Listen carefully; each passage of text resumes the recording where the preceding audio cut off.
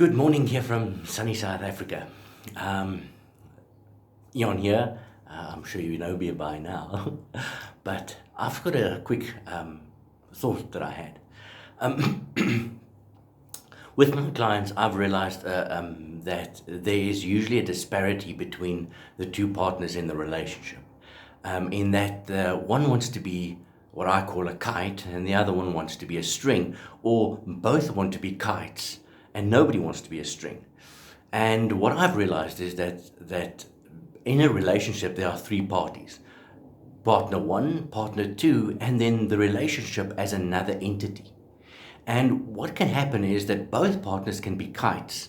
In other words, enjoy the wind and be free and experience life, and yet have their strings attached to the relationship as the anchor point. You see, the the nomad, well, it's not really a nomad spirit, but that desire to experience and to travel, and that wanderlust, and that the adventurous journey aspect of life is sometimes very strong in someone. And especially if a relationship matures, one partner might feel that they want to experience more than the other partner does. And if the relationship is strong enough, and the partners agree that they will be kites as well as strings, but that they will keep the relationship strong, a place where they can come home to, because every kite needs a string, but besides the string, it needs somewhere to come back to. The wind stops after a while, and a kite cannot stay up all the time. It needs to come back home. And that's what the relationship is, the home base.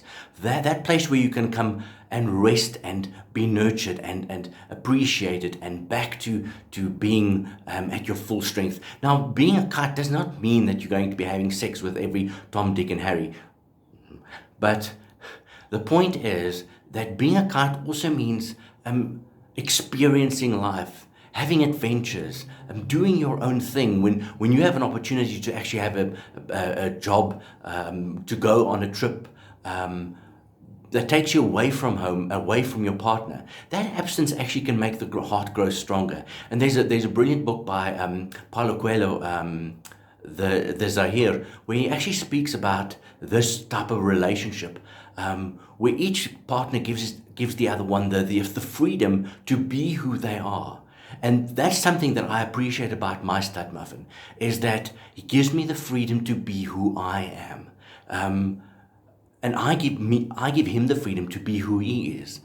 Because I am a gregarious person, I can't help myself. I love talking to people, and I love interacting and having conversations. And literally, I'm a very free spirit and very generous with myself and with myself. I'm very generous as a person, and I have very few rules. And so it was a struggle for us at the beginning to actually find a way in which to co-create our relationship, because being a free spirit, I have no rules. I find it difficult to be hedged in. And although I'm a Taurus, I really find it very difficult to be hedged in. And we've struggled through a lot of things in our relationship to be able to get to a place where we are now, where we are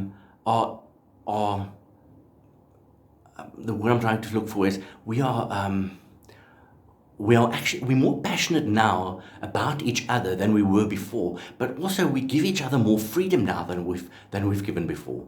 And that, remember, if you're in a relationship, if you can close the loop, and I'll explain this on another video, but there's an energetic loop between the two partners, and that loop needs to be closed all the time. In other words, it needs to be reconnected to your partner, because there are situations where you can create loops with other people, but as long as you channel the energy back into the loop between you and your partner, the relationship will stay strong.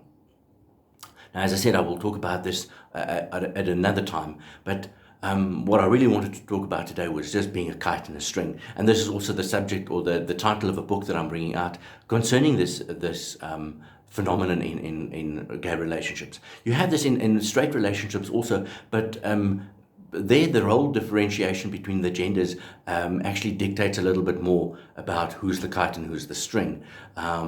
But in gay relationships, most people, or many guys want to be the kite, but nobody wants to be the string. And the guys who want to be strings find it difficult to not just be kites, but they also find it difficult to handle a partner who wants to be a kite, because they take it personally and I think they should be the be all and end all of their partner's existence. And life just doesn't work that way. Life just doesn't work that way. Anyway, I wanted to leave you with that thought. Have a fantastic day, and I'll chat to you again soon. Bye.